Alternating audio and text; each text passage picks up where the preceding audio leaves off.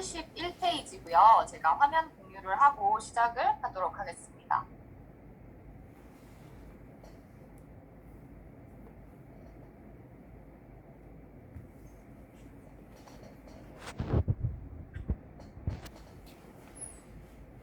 네, 그래서 오늘 저번 시간에 이제 마지막으로 했던 부분이 이제 고혈압 부분을 저희가 했거든요. 그래서 이제 고혈압 부분에서 사실은 이런 약이나 뭐 이런 부분에서 이제 효과나 이런 부분에서 이제 미비하니까 그 다음으로 나왔던 이론이 콜레스테롤 이론이라고 이제 마지막에서 마무리를 했어요. 그래서 이런 얘기 들어보셨을 거예요. 아, 콜레스테롤 막 높으면 안 좋은데? 콜레스테롤 관리해야 되는데 이런 얘기 사실 저희가 굉장히 많이 하잖아요. 그래서 여기 보면은 질병의 대명사가 되어버린 생존의 필수품 콜레스테롤 이렇게 적혀져 있어요. 그래서 누구에게나 익숙한 단어인 콜레스테롤은 병명이 아니래요.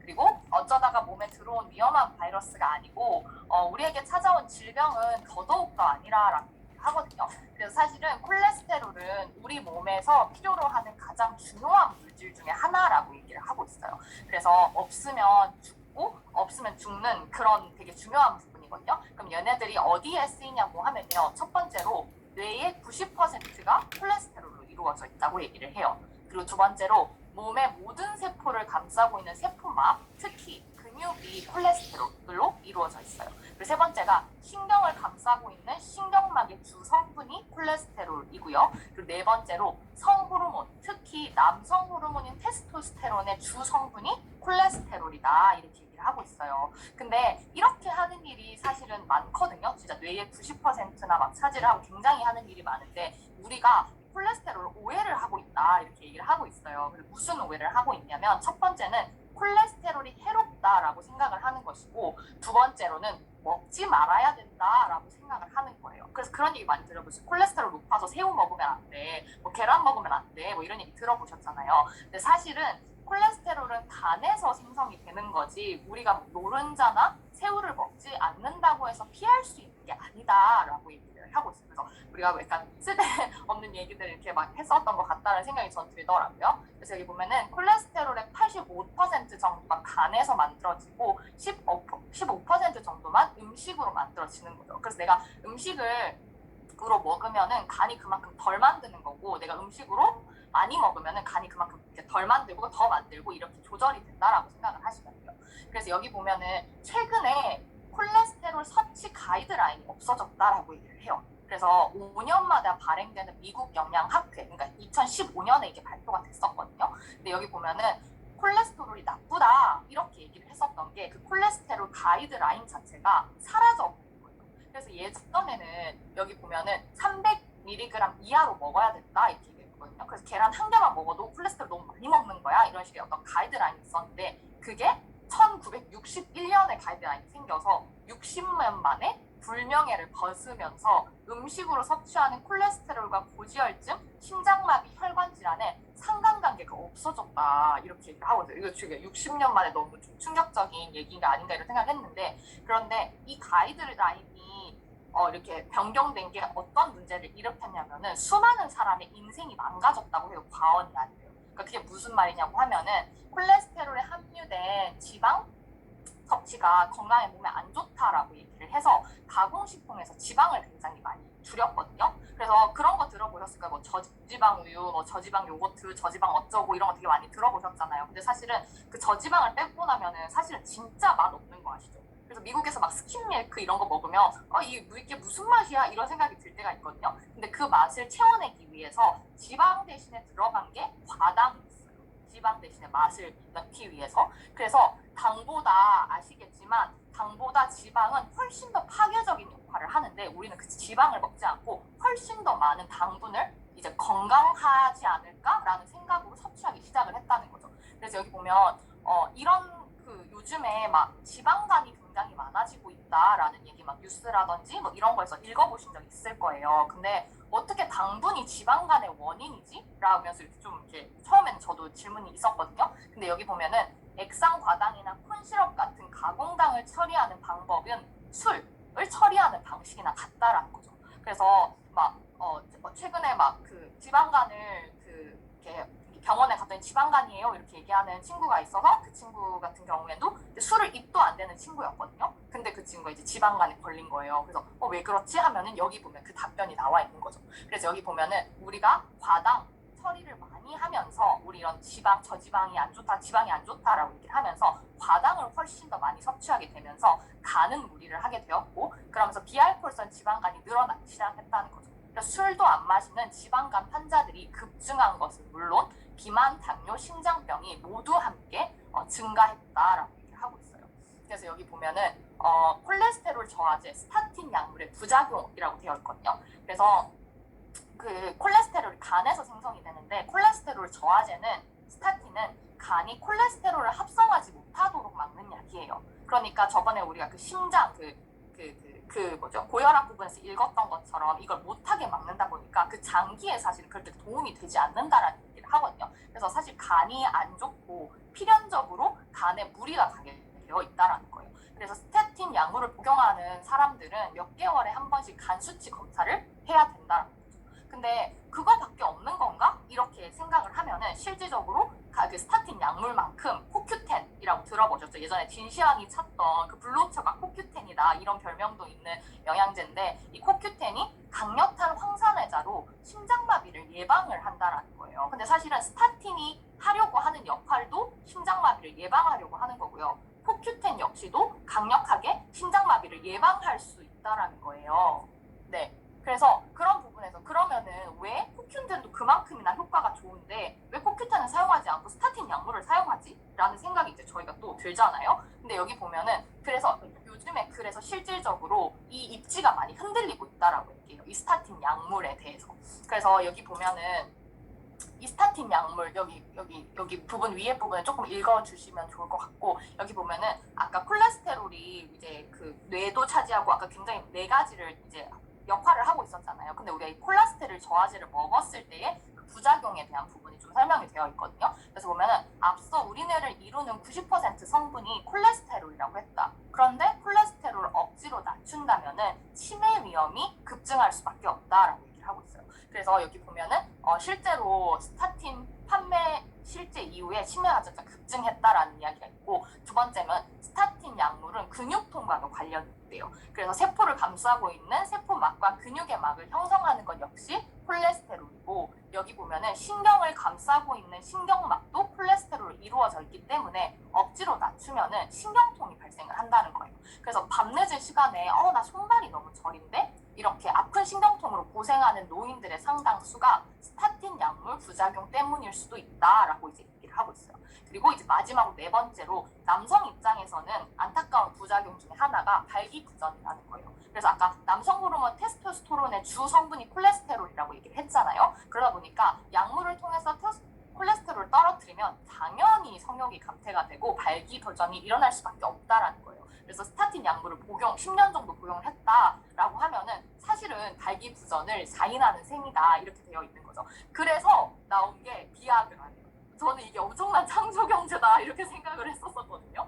그래서 여기 보면은 1980년대 중반 콜레스테롤 저하제 처방이 시작이 되고 10년 후에 발기부전이라는 이런 부작용들이 생기니까 이런 비아그라가 이제 출시가 된 거죠. 그래서 와, 역시 똑똑해 이런 생각을 했었는데, 여기 보면 이게 문제가 뭐냐면은 환자들이 스타틴 약물을 부작용으로 이런 증상들이 있음에도 그게 부작용으로 인지를 못하는 경우가 대부분이라는 거예요. 그냥 내가 나이가 들어서 그런가, 아니면 몸이 안 좋아서 그런가, 콜레스테롤 수치가 높아서 내가 이런 것들에 문제점이 생기나 라고 생각을 하지, 이게 약물의 부작용인가? 라고는 사실은 생각을 못한다라는 거예요. 그러다 보니까 사실은 이게 먹고 바로 나타나는 증상이 아니라 점점 이제 서서히 나타나는 사실 증상들이기 때문에 사실은 더 많은 분들이 이런 부분에 대해서 좀 불편함을 겪고 있다라는 거죠. 근데 이런 의사분들이 이 부작용을 심각하게 여기지 않는 게 아니고 모르는 것도 아닌데 어쩔 수가 없다라는 거예요. 실보다 득이 크기 때문에, 더 좋은 점이 많기 때문에 약은 먹어야 돼요, 이렇게 얘기를 하는 거예요. 부작용이 발생을 하더라도. 근데 스타틴을 중단하는 경우가 많지 않고 부작용 증상을 완화시켜주는 약들이 늘 준비되어 있기 때문에 사실 내가 스타틴 약물을 하나 먹기 시작을 했다라고 하면은 부작용에 관련된 그 약들이 자연스럽게 늘어날 수밖에 없는 상황이다라는 거죠. 그래서 여기 보면은 의사들의 역할은 축소되었고 진정한 패자들은 환자들이라는 거죠. 그냥 약물 하나를 먹으려고 했는데 그게 막 3개가 되고 4개가 되고 그런데 몸은 건강해지지 않고 근데 그거를 장기간 복용해야 되는 그런 거를 우리들이 결국 겪어야 된다는 거죠. 근데 여기 보면은 콜레스테롤 그러면 아까 그 기준은 누가 정한 걸까요? 라고 이렇게 여기서 얘기를 하거든요. 근데 여기를 보면은 사람이 정했죠, 당연히. 근데 9명의 박사가 정했는데 나중에 알려진 사실은 그 중에 7명이 제약회사와 금전적인 문제로 얽혀 있었대요. 근데 이런 부분에 있어서 이런 7명이서 딱 9명이서 만들었는데 불구하고 이런 수치가 철회되거나 전면 재검토가 이루어지지 않고 그게 60년 동안이냐 그냥 그대로 나쁜 거야 라고 이렇게 생각이 들어지면서 죄송해요. 음성 보정하고 네 그렇게 하면서 이렇게 진행 60년 동안 오명을 쓰고 있었다는 거죠. 그 과정에서 생각보다 많은 사람들이 피해를 입었다는 거죠. 그래서 여기 보면은 2013년 1월 포브스가 발표한 바에 의하면은 콜레스테롤 저하제가 가장 많이 팔리는 거예요. 그래서 여기 보면 2006년에만 12조 7천억이 팔렸대요. 그래서 사실은 항생제와 더불어 남용이 가장 심한 약물 중에 하나래요. 근데 이거를 200명을 5년 동안 복용시켰을 때 1명의 심장마비를 예방하는 수준이니 그걸 과연 약효라고 부를 수 있을까라는 거예요. 그러니까 실보다 득이 더 많아서 이걸 처방한다고 했는데 사실은 실이 훨씬 더 많은 게 아닐까라는 부분에 대해서 질문을 이 의사 선생님은 던지고 있는 거죠. 그래서 그러면 콜레스테롤 높으면 어떻게 해야 되는 건데? 라는 생각이 이제 저희가 들잖아요. 그러면 콜레스테롤 수치가 높아도 괜찮아요? 라고 하면은 당연히 그렇진 않다는 거예요. 이게 근데 어떤 건지를 좀 파악해야 된다고 얘기를 하거든요. 그래서 멀쩡한 혈중 콜레스테롤이 증가했다면 이는 몸에 문제가 생겼다라는 신호예요. 근데 어떤 신호가 생겼냐고 하면은 제일 먼저 검토를 해봐야 되는 부분이 염증이랑 스트레스라는 거죠. 그래서 여기 보면은 콜레스테롤은 아까 세포 벽을 형성한다고 했잖아요. 근데 간이 콜레스테롤 생성을 증가시켰다는 거는 내 몸에 손상된 세포가 그만큼 많아졌다는 뜻이라는 거죠. 그래서 콜레스테롤이 이제 손상된 세포벽을 보수하려고 이렇게 보수하고 염증을 낮춰주는 역할을 하는데 얘네들이 막 이렇게 올라가는 이유는 내 몸에 염증이랑 보수해야 되는 데가 지금 엄청 많구나 이렇게 생각을 해야 된다는 거죠. 그래서 여기 보면은 이제 여기 보면은 이제 저희가 이제 혈관에 우리가 뭐 혈액이 건강해야 돼 뭐 이런 얘기하고 막 팽팽팽 돌아야 돼 이렇게 얘기를 하는데 사실은 우리가 뭔가 이걸 상상할 때 그냥 뭔가 피가 졸졸졸졸 이렇게 흐를 거라고 생각을 하잖아요. 근데 생각보다 이 굉장히 큰 압력으로 이렇게 이제 흐르고 있거든요. 근데 피가 맑지 않을 때 이 혈관에 생각보다 굉장히 많은 자극을 이렇게 받는 거예요. 그러다 보니까 혈관 내벽에 상처와 염증이 증가를 한다는 거죠. 그래서 내 피가 만약에 끈적끈적하고 깨끗하지 않다면 내 혈관은 계속 상처를 이렇게 받고 있는 거라고 생각을 하시면 되거든요. 그러다 보니까 자연스럽게 콜레스테롤이 증가하는 거죠. 고치러 가려고. 그래서 여기 보면은 이제 엄청난 착각이 여기서 발견이 되는 착각을 하는 거예요. 뭐냐면은 심장마비로 사망한 환자의 부검을 해보니까 그 관상동맥에서 콜레스테롤 수치가 엄청 많이 나온 거죠. 그래서 이제 의사분들이랑 이 과학자분들이 생각을 한 게 혈관을 맞은 게 콜레스테롤이네. 그러니까 콜레스테롤을 낮춰야 되네. 이렇게 생각을 했다라는 거예요. 근데 사실은 이게 완전히 오해고 이런 거라는 거죠. 우리가 집에 불이 났어요. 그래 불이 나서 소방관이 와가지고 불을 끄려고 이렇게 했거든요. 근데 모르는 사람이 길거리에 지나가다가 소방관이 불 낸 것 같아. 이렇게 얘기를 한다라는 거죠. 근데 사실은 그게 아니라는 거잖아요. 불 끌어왔더니 범인으로 몰린 상황이 된 거거든요. 그래서 여기 보면은 이렇듯 사실은 아까 스트레스도 굉장히 그 콜레스테롤을 올리는 거에 큰 그게 되는데 일단 내가 스트레스랑 첫 번째로는 그 혈액 관리 그리고 두 번째로는 이 스트레스를 관리한다면은 그 콜레스테롤 부분이 개선이 될 수 있다라고 얘기를 하는 거죠. 근데 이렇듯 콜레스테롤 수치가 상승하는 원인이 다양하게 존재를 하는데 원인에는 아무런 관심 없이 콜레스테롤 저하제가 처방된다. 환자들도 자신의 몸이지만 별 의심 없이 처방받은 약을 복용을 한다라는 거죠. 그래서 여기 보면은 그래서 그 콜레스테롤 낮추기 위해서는 결국엔 체내 염증 반응을 낮춰야 되는 거고 이게 어렵다면 어렵고 쉽다면 쉽다는 거죠. 그래서 결국엔 생활 습관을 바꾸는 게 중요하고 올바른 식습관 그리고 수면 그리고 스트레스 관리하는 게 기본이라는 거죠. 그래서 여기 보면은 햇빛을 쬐는 것 비타민 D가 굉장히 도움이 많이 되고요. 그리고 토코페롤의 형태 비타민 E가 어떻게 보면 좀 강력한 항산화 비타민 중에 하나죠. 그래서 그것 역시도 굉장히 도움이 많이 되고 항산화제인 코큐텐도 심장 건강에 굉장히 많이 도움이 된다라고 하고 있어요. 그래서 이 부분은 영양에 대한 부분 부분은 좀 자세하게 읽어보시면 좋을 것 같고요. 그러면은 콜레스테롤이 높아서 좋을 수도 있다? 이런 생각을 이제 하게 된 거예요. 근데 놀랍게도 콜레스테롤 수치가 높은 사람들이 수명이 더 길대요. 내가 알고 있던 거랑 너무 다른 그런 얘기잖아요. 그래서 왜 그러냐고, 이게 그 콜레스테롤 마케팅에 세뇌된 현대인들은 쉽게 받아들이기가 어려운 말이래요. 근데 이게 왜 그러냐면은 노년기에 노년기 고지혈증에 더 유리한 이유는 여기 보면은 이제 어떻게 보면 나이가 들면서 노화가 되다 보니까 어떻게 보면 그 젊은 때보다는 그 염증 수치라든지 그런 것들이 사실 더 많이 일어날 수밖에 없다라는 거예요. 그러니까 콜레스테롤이 염증을 낮춰주고 아까 보수하는 역할을 한다고 했잖아요. 그러니까 차라리 얘네들이 높으면 그 보수하는 역할들을 더 많이 해줄 수 있다라는 거거든요. 그래서 여기 보면은 실제로 콜레스테롤 저하제를 복용하는 할머니 환자들이 잦은 방광염에 시달린대요. 그래서 낮은 콜레스테롤 수치는 면역력을 낮추고 면역력이 떨어진 말암 환자들 역시 콜레스테롤 수치가 낮다는 점에 주목할 필요가 있다라고 얘기를 하는 거죠. 그래서 결국에는 이런 부분에서 좀 내가 이미 노화가 된 부분, 내가 좀 노화가 이제 진행이 당연히 나이가 들면서 될 수밖에 없기 때문에 그럴 때는 보수할 부분이 좀 더 많기 때문에 내가 염증 관리를 하면서 동시에 하지 못하면은 어떻게 보면 콜레스테롤 수치가 더 높은 게 좋을 수도 있다 이런 얘기를 하는 거거든요. 그래서 그러면은 원인만 제고하면은 콜레스테롤 수치뿐만 아니라 만성 피로, 비만, 고혈당, 고혈압 모두 정상으로 돌릴 수 있다. 모든 것을 전부 다 한 번에 고친다면 사기꾼 약장수의 말처럼 들릴지 모르겠지만 다 고치거나 다 못 고치거나 둘 중에 하나다 이렇게 얘기를 하고 있어요. 이게 무슨 말이냐면 몸이 정상이 되거나 정상이 되지 않거나 그런 단계 다 고치거나 아니면 병이 있거나 이렇게 된다. 그래서 그런 부분에 있어서 이 콜레스테롤에 대한 부분들이 이렇게 자세하게 나와 있다라고 생각을 하시면 돼요. 네. 그리고 두 번째로 이게 여기 보면은 심장마비, 심근경색이거든요. 그래서 단순한 배관 문제로 보면 안 되는 이유 이렇게 되어 있어요. 그래서 사실은 심혈관 질환들을 되게 많이 걱정을 하시고 그게 이제 2위 사망률로 올라오는 어떤 그 질병 중에 하나잖아요. 그래서 여기 보면은 유일한 방법은 생활 습관을 바꾸는 것이다라는 거예요. 그래서 약물은 생활 습관 교정으로 이길 수 없다라는 거죠. 그래서 여기 보면은 근데 현대의학의 문제는 뭐냐면은 이 심장 질환을 관상동맥의 배관 문제로 바라보고요.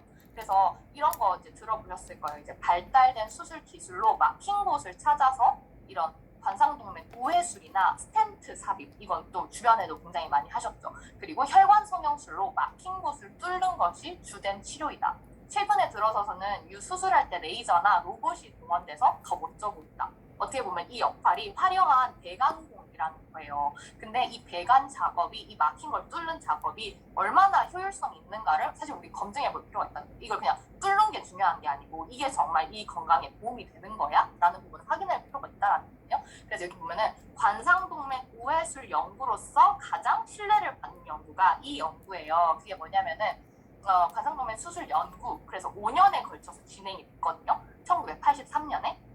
그래서 이게 여기에 780명의 이제 환자들이 대규모로 참여를 했는데 이 분들이 어떤 분들이었냐면 6개월 이상 협심증을 호소하고 있었고, 그리고 두 번째로는 3분의 1이 심장마비 경험이 있었으며, 세 번째로 관상동맥의 75%, 그러니까 4분의 3이 막혀있는 굉장히 중증 환자들을 대상으로 연구를 한 거였어요.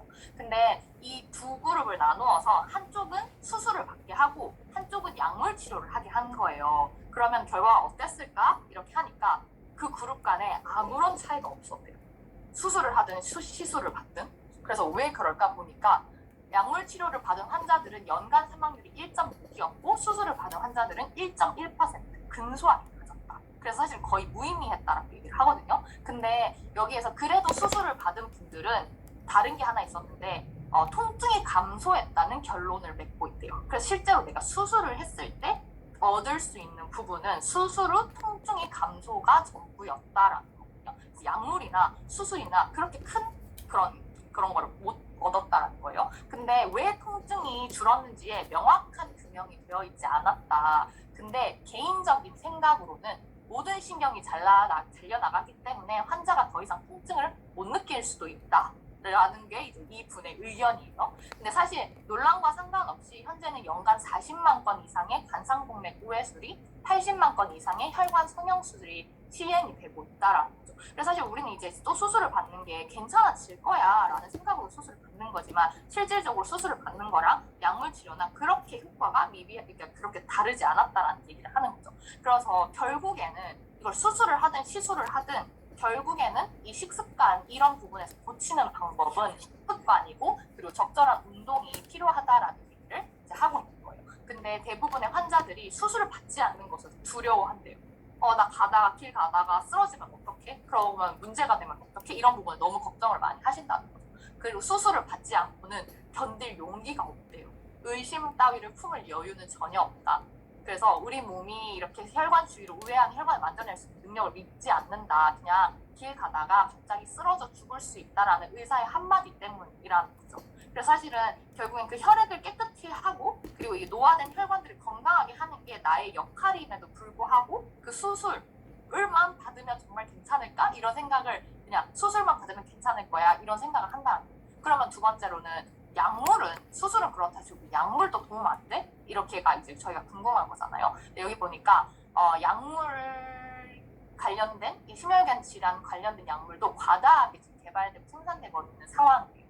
그래서 심혈관 질병 예방을 위해서 약물로 혈압을 낮춘다는 건 역시 좋은 아이디어가 아니었고 합병증에 대한 예방 효과는 미미했고 부작용은 흔했다라고 얘기를 하는 거죠. 그래서 사실 수술이나 약물이나 그런 우리가 바라는 그런 효과 면에서 굉장히 그 효과가 없었다라는 얘기를 하고 있어요. 그래서 여기 보면은 근데 미국은 지금 콜레스테롤이 엄청 많이 팔리는 약 중에 하나라고 했잖아요. 항생제와 더불어. 그래서 미국 애 같은 경우에는 콜레스테롤 수치가 세계 3위로 났대. 진짜 낮은가 봐요.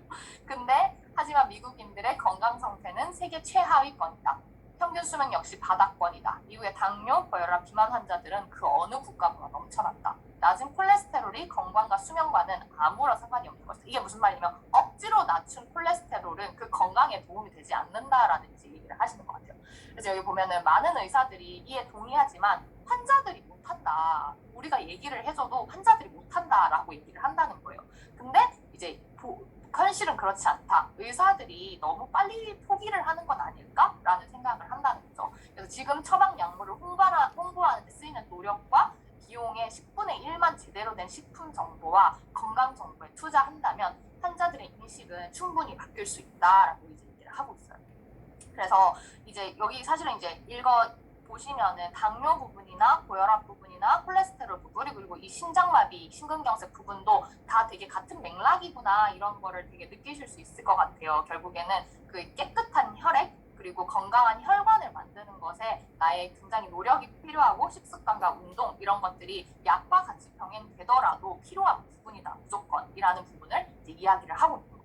그래서 이 부분은 주변에 굉장히 많으시더라고요. 그래서 그분들과 함께 나누면 굉장히 도움이 많이 되지 않을까라고 생각을 하고 있고요. 그리고 오늘 마지막 챕터인 이 허리 디스크, 퇴행성 관절염 부분까지만 하고 제가 또 마무리를 하도록 하겠습니다. 그래서 여기 보면은 우리가 요즘에 막 요통이라든지 허리 디스크라든지 사실은 굉장히 좀 많아지셨더라고요. 그래서 여기 보면은 우리가 이 부분에 얘기하기 전에 통증에 대해서 먼저 알아볼 필요가 있다라고 얘기를 해요. 그래서 통증은 좋은 것일까 나쁜 것일까 이렇게 얘기를 하지만 사실은 통증이 없으면 더 빨리 죽는데요. 그게 무슨 말이냐고 하면은 실제로 당뇨 환자들이 그렇다라고 얘기를 하거든요. 내가 통증을 못 느끼니까 그 위험성을 느끼지 못해서 뭔가 이런 발 관리를 잘 못해서 뭔가 당뇨, 족부 궤양이 생기기도 하고 운이 없으면은 절단도 하는 경우가 있다 이렇게 하는 거죠. 근데 사실은 통증은 경고라는 거예요. 좀 관리를 하는 게 좋을 것 같은데 라는 몸의 경고라는 거예요. 그래서 여기 보면은 통증을 치료할 때 가장 큰 오해가 우리 몸을 건물 구조물로 보는 거라는 거죠. 그냥 늙어서 아프다거나 아니면은 다쳐서 아프다라고 생각을 하는 거예요. 근데 잘 생각해 보면은 50견으로 어깨가 아프거나 무릎 혹은 허리가 아프다는 분들을 보면 운동선수도 아니고 농사 짓는 것도 아니고 이삿짐으로 옮긴 것도 아닌데 옛날에는 젊었을 때는 뭔가 발목을 접질려도 금방 낫고 뭔가 극기 훈련 같은 걸 해도 말끔히 나았는데 왜 나이 들어서 생긴 통증은 잘 안 낫지? 라고 하면은 사실은 염증을 일으키는 원인을 제거하지 않은 채 파스 바르고 침 맞고 마사지에 물리치료 해봤자 소용이 없다라는 거예요. 그래서 요통이랑 관절염도 다 사실 마찬가지거든요. 있거든요. 그래서 뭐 이런 얘기가 있대요. 군대 가서 배 아프다 그랬더니 배에 빨간 약을 발라주더라 이런 우스갯소리가 있다고 하거든요. 근데 이게 어떻게 보면 대부분의 통증 치료가 이런 식으로 진행이 된다는 거죠. 그래서 여기 보면 할리우드 배우들은 피부에 트러블이 생기면 레이저 맞고 연고 바르고 하는 게 아니라 디톡스부터 진행을 한다고 적혀져 있거든요. 그래서 무슨 말이냐면 디스크 환자들이 내원을 하면 받는 치료가 뭐냐면 레이저 치료를 하고 디스크 감압 치료를 하고 물리 치료를 받잖아요. 근데 왜 하냐면 염증을 빠르게 낮추기 위해서 이걸 한다라는 거예요. 근데 이 치료를 다 받고 가서 집에 가가지고 설탕, 탄수화물 먹고 이렇게 한다고 하면은 분란 현장 한쪽에선 소화기로 화재를 진압하려고 하는데 다른 한쪽에서는 기름을 붓는 격이라는 거죠. 그래서 소염정 진통제 역시도 마찬가지라는 거죠. 그래서 통증의 원인이 그래서 뭔데? 라고 하면은 예외 없이 염증이다라는 거예요. 어디가 아프면 이건 반드시 염증이 있다라는 거예요. 그래서 여기 보면은 근데 나는 딱히 뭔가 상처나 부상도 없는 것도 없는데도 그것도 염증이에요? 이렇게 하면은 그것 역시도 염증이라는 거죠. 허리, 목, 어깨, 무릎, 손가락 관절염이 생기는 이유는 사소한 잘못이 쌓인 결과다. 몸을 충분히 움직이지 않아서 문제가 된 거고 염증을 유발하는 음식을 먹은 것이 잘못된 거라는 거죠. 그래서 뒷부분에 막 여기 뒷부분에 그 50견에 대한 부분도 나와 있는데 거기서 뭐라고 하냐면은 어깨 위로 드는 이런 어깨 운동을 많이 안 해서 그런 거라고 하거든요. 우리 다 이렇게 있는 거. 그래서 그런 부분 좀 읽어보시면 좋을 것 같고 여기 보면은 그럼 왜 부어요? 왜 무릎이 붓고 막 물 찼다고 이런 얘기 하죠. 왜 붓나 이렇게 얘기를 하면은 그 부분에 혈관을 확장시켜서 영양분과 산소를 공급하고 노폐물을 제거하려고 노력을 하는 건데 이제 그런 부분에서 여기 보면 우리는 염증 반응이 왜 생겼는지에 대한 고민 없이 소염장 등 거를 사 먹거나 진통제를 처방받는 게 일상이 되어버렸다 이렇게 얘기하는 거죠. 근데 여기서 제일 중요한 부분이 이 부분인 것 같아요. 그러면은 내가 만약에 손가락이 아파요. 그래서 관절염인 것 같다 이렇게 했는데 이거는 사실 손가락은 빙산의 일각이다 이렇게 하거든요. 그러니까 그게 무슨 말이냐면 고혈압 약을 장기 복용한 환자들에게 관절염이 굉장히 흔하대요. 그래서 그게 왜 그러냐면 간 때문이거든요. 아까 얘기를 한 것처럼 그 약을 오래 복용한 분들은 간이 굉장히 힘들다라고 얘기를 했잖아요. 그래서 장기 복용하면은 약물을 해독하느라고 간에 무리가 간대요. 근데 간을 해독하는 데 필요한 성분이 황이라고 얘기를 하거든요. 그래서 보면은 간을 보호하기 위해서 얘네가 관절에 있는 황들을 자꾸 가져와서 쓰는 거예요.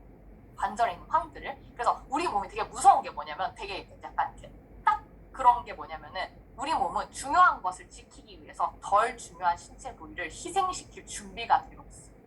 그래서 생존을 위해서 중요한 부위는 간, 심장, 췌장 이런 부위고 덜 중요한 부위는 뼈, 근육, 머리카락, 피부, 손톱, 관절, 호르몬이라는 거죠. 그래서 내가 만약에 문제가 생겼어 중요한 장기에 그럼 나는 손가락을 희생시킬 준비가 되어 있어. 그리고 다이어트해서 내가 막 굶어서 다이어트를 하잖아요. 그럼 피부는 칙칙하게 만들어버릴 것 같아. 아니면 머리카락이 필요 없는 것 같아. 단백질을 가져와야겠어. 이렇게 판단을 내린다는 거죠. 그래서 여기 보면은 결국에 손가락은 생존에 절대적으로 필요하지 않다. 아무래도 간보다는 덜 중요하다라는 거죠. 그래서 식이유황, MSM이 관절염 환자에게 도움이 되는 이유다 이렇게 얘기가 되어 있어요.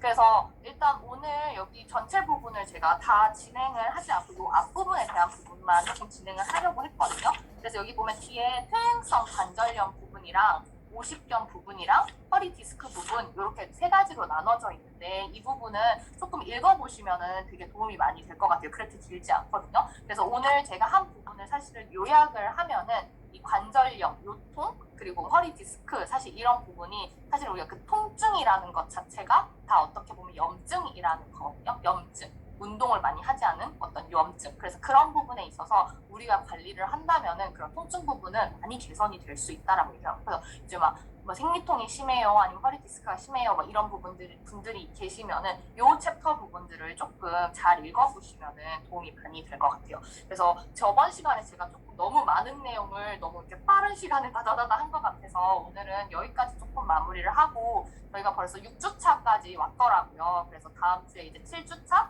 8주차가 하면은 이제 환자혁명이 이제 마무리가 되는데 또 오늘 이렇게 6주차까지 잘 참여해 주셔서 감사하고 제가 그럼 다음 주 화요일 날 2시에 또 이렇게 제가 링크 공유해서 7주차